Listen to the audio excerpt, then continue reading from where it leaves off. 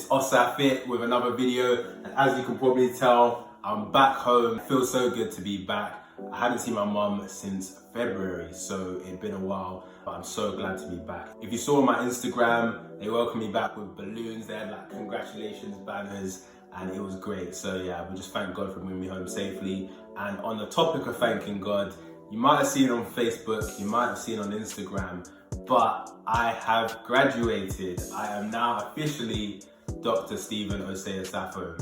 We thank God.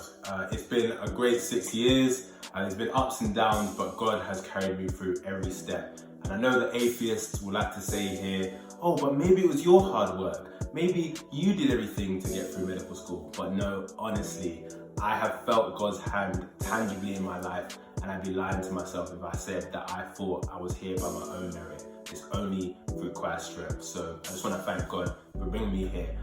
Even though I have graduated, it has not sunk in. I don't know when it's going to sink in, but I have been reflecting. I've been thinking, what advice would I give to someone who was either starting medical school or was currently in medical school? So I'm going to tell you today 5 things I would do differently if I was to do this whole medical school thing all over again. Quick side note, I don't know if you can see him, but this is a picture of me as a baby. I know people are going to ask in the comments, yo, who's that? This cute, adorable lad is me. So if anyone wants to come for a cutest baby contest, you're welcome, okay? You're gonna lose. Let's jump right in. And so the first thing is something that I wish I would have learned a bit earlier, and that is the value of doing things early. This can apply to assignments, essays, and even studying for exams. Starting earlier affords you the luxury of time and allows you to pick up on all the small things that you miss out when you're cramming, because you think, let me focus on the high yield stuff when you're cramming.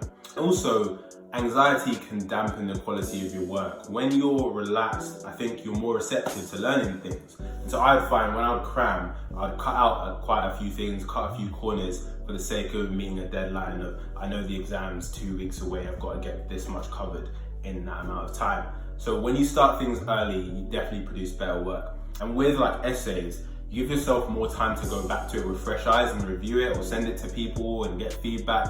Whereas when you cram, usually just you that's seen it once and you maybe haven't reviewed it that many times, don't have that many drafts and haven't been able to refine it as much as you want to. I would definitely go back and tell a younger me, start everything early, bro. It makes things a lot easier. Jumping into the second point now, this would be to face your front. That's what I call it. So that means to focus on yourself. Work out what works for you, revision technique wise, whether it's going to lectures, whether it's staying at home revising. Focus on what works for you. There's a temptation, it's definitely something I did, to panic when you get to medical school and be like, oh, the revision technique I used for maybe 6th form isn't working as well as I'd like it to in medical school, just because of the sheer content. I'm not getting through things as quickly as I used to.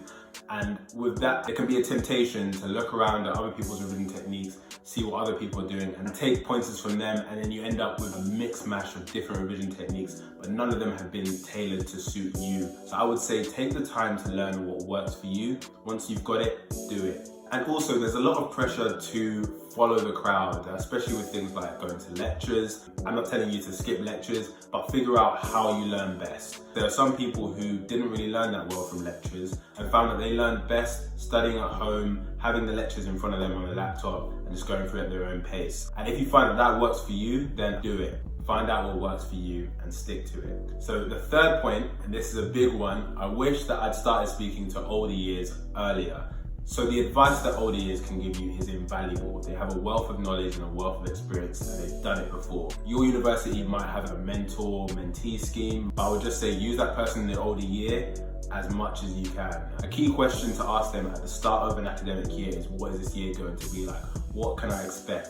And do they have any resources that they can offer? The older years will no doubt have some things that they found helpful during their exam season or during the year, and ask them if they'd be so nice as to pass it on to you.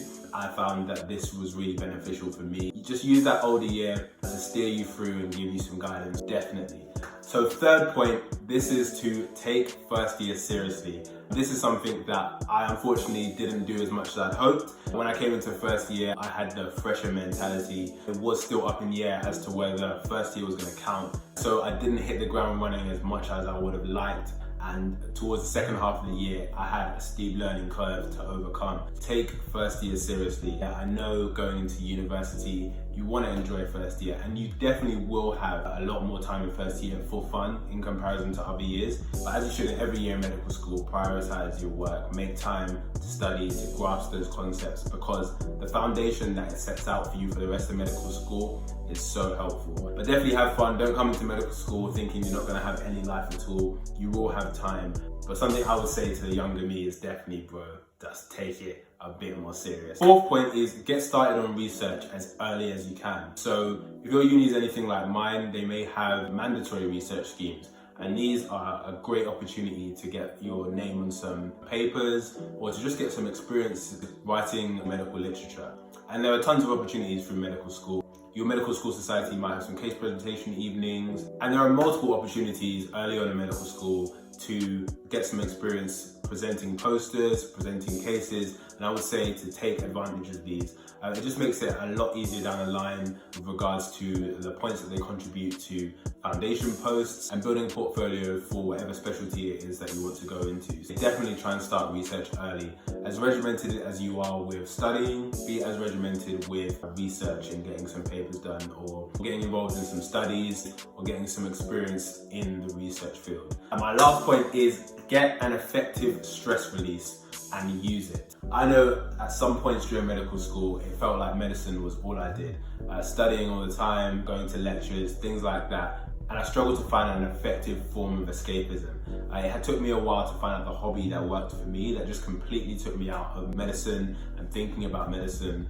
And I would say definitely try and find that for you. It's really good from a self-care point of view because it helps you to recharge, it helps you to just refresh yourself and completely take medicine off your mind and relieve some of that stress. And I found that after I went back to studying, after having escaped from it for a while, I was actually able to study more effectively. So I would say if you're in medical school now, find a hobby, find a release, some sort of way of escaping from medicine for a while. I think this is really important for avoiding fatigue and burnout, whether it is you're studying or you're going to placement. So I would definitely say find an escape. So yeah, those have been my 5 things that I would do differently if I could do this whole medical school thing again. It's been a great ride, and to those of you that are still in medical school, I would just tell you to cherish it. I know it can be hard sometimes, but honestly, it can be some of the greatest years of your life. So yeah, if you've got anything to add, if you recently just graduated as well, or you're in medical school and there's anything that you found helped you through medical school or that you wish you learned earlier, put it in the comments below or shoot me a message on Instagram. I just want to thank everyone for all the support you've given me in my videos so far. I'm so grateful. Please continue to support, like, share, subscribe, all that good stuff. It's OSXFO on Instagram, and now I'm on Twitter as well, so it's OSXFO on there too. But yeah, that's been another video. Peace.